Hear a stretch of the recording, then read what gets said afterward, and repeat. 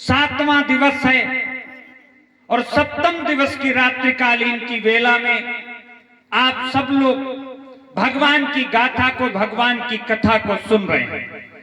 जहां पर 7 दिन से भगवान की कथा हो रही हो और उस कथा की समापन की रात हो, जहां पर 7 दिन से ज्ञान की गंगा बह रही हो, वहां पर 7 मिनट में श्यामो शुक्ला कौन सी गंगा बहाएंगे? लेकिन मैं आपके घर का बेटा हूं, मैं आपके घर का भाई हूं। हमारी बहन कथा के माध्यम से लोगों को जागरूक करने का काम करती है।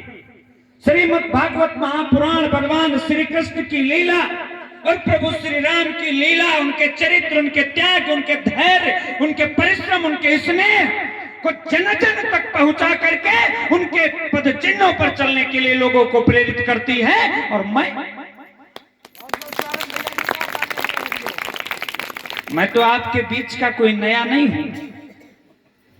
माताएं बहनें भले मुझे कम जानती हूं, लेकिन यहाँ के नौजवान भाई और पुरुष वर्ग के समस्त हमारे पिता तुल्य वृद्धजन जानते होंगे कि इस मिट्टी से मेरा कोई राजनीतिक रिश्ता नहीं है।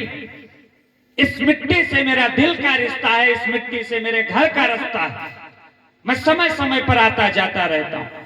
वैसे भले मैं ना पहुंच पाऊं, लेकिन जब कभी जीवन में सुख और दुख आते हैं तो आपका भाई बेटा बन करके आपके बीच में उपस्थित हो जाता। इसलिए ज्यादा कुछ कहने की जरूरत नहीं है। सिर्फ आप सबसे एक निवेदन करना चाहता हूं, विनती करना चाहता हूं, माताओं बहनों से भी मैं गुजारिश करना चाहता हूं। ऐसे मंच के सामने, कथा के सामने, जहां पर धर्म मंच बना हो, जहां पर 7 दिन से कथा चल रही हो, वहां अगर जाओ तो कुछ ले करके जाओ। वहां से अगर कुछ जाओ तो अपने मन में उतार कर जाओ। वहां से अगर जाओ तो समाज के लिए कुछ अच्छा करके जाओ। आप सब लोग सौभाग्यशाली हैं। आप सब लोग सौभाग्यशाली कि 84 लाख योनियों में परमपिता परमात्मा ने आपको धन दौलत शोहरत देकर के भले ना भेजा हो, लेकिन 84 लाख योनियों में मानव की योनि में आपको भेज करके इस धरती पर परमपिता परमात्मा ने सबसे बड़ा उपकार किया। दुनिया के सबसे दौलतमंद व्यक्ति लोग आप हैं। आपसे ज्यादा दौलतमंद तो कोई नहीं है। आपको अपने जीने के लिए परमपिता परमात्मा ने जीवन नहीं दिया है कि आप धरती पर जाना अपने लिए जीना। आपके जीने से संसार का भला नहीं होगा। संसार के जीने में आपका भला होगा, संसार के सुख में आपका सुख होगा, तब तो है जीवन।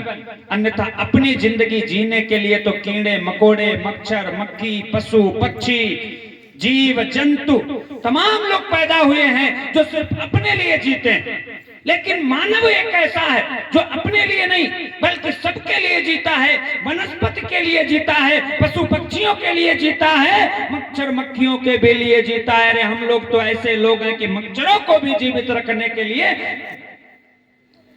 अपने खून को चूसने देते हैं।